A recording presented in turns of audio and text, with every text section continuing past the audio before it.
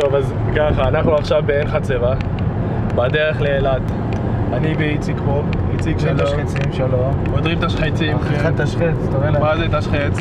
תשחץ, תשחצי. יעסיק אותנו עד אילת. כל הדרך עד אילת, זה התשחץ עד המחסום בערך. זה כבר התשחץ השני שלנו. ולמה אנחנו פותחים תשחצים? זה כי אנחנו חזקים. אבל מה עושים החלשים? בואו נראה. אנשים נוחים.